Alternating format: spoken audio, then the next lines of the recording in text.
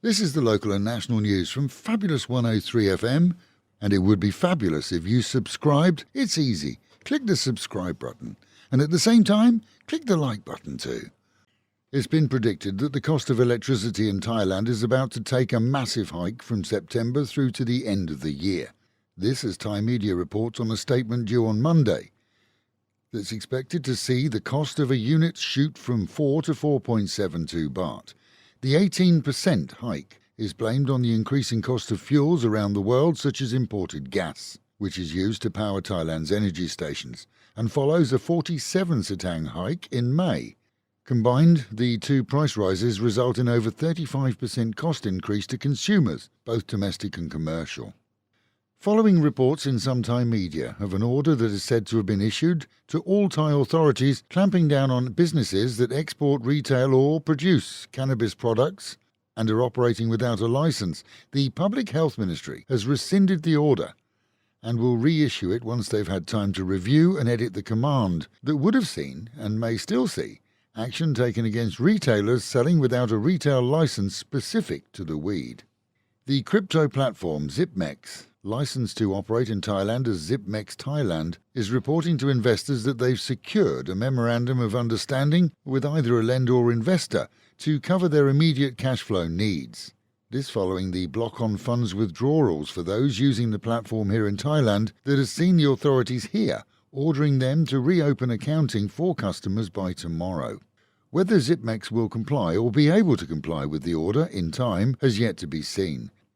The autopsy on an American tourist is being carried out today and tomorrow following the discovery of his body below a viewpoint on Phuket yesterday. 74 years of age, the American wasn't spotted by anyone as he fell and could have lain there for up to a week before discovery, according to local forensics teams.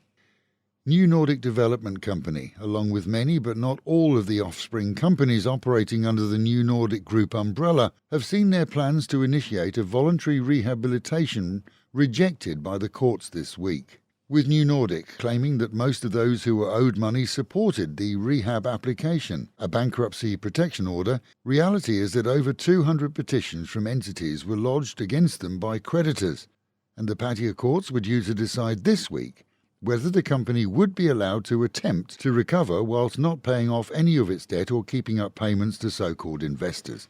This essentially means that the courts, who have yet to publish their full statement, have decided as of yesterday that New Nordic could not deliver an adequate or plausible recovery program which would benefit investors to a greater extent than standard bankruptcy, despite the company claiming that the alternative is full bankruptcy and the liquidation of their assets, which would reduce any compensation, according to them, to creditors. New Nordic was at the forefront of the condo boom here in Pattaya and around the country, at the same time promising huge cash returns to investors who bought condos that the company would subsequently rent out and pay big dividends from.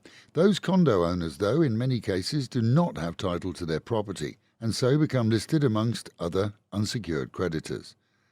During the boom, before the bust era, many mirrored the New Nordic business model, with some promising unrealistic returns to investors and seeing others, from outright con operations through to steady builders, disappear into the ether. Right now, though, those who banked their retirement in Pattaya's New Nordic projects face a rough time. It's noted that New Nordic itself operates via a myriad of inter- and non-interrelated companies set up here and overseas. And as such, many New Nordic companies within Thailand and overseas are not affected by the bankruptcy, even if it were assumed that they receive funding from the Thai projects.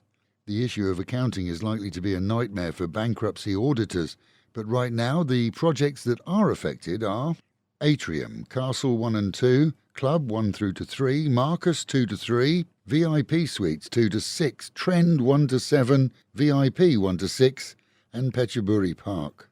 According to New Nordic themselves, the following are not included: New Nordic Club 4 to 6, Phuket Water World, Samui Water World, Samui Resort, Chompon Coral Beach, and projects outside of Thailand.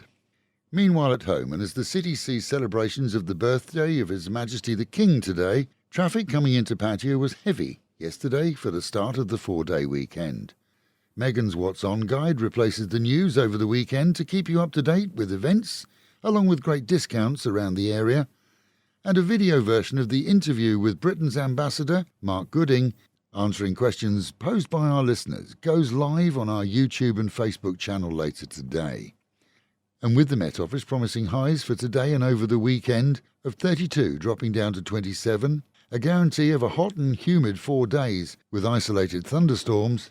Local and national news today from Fabulous 103 FM and Fabulous Pattaya Media Group. And to get a notification every time we release another bulletin or programme, like and subscribe to our channel, Fabulous Pattaya Media Group, by using the link below.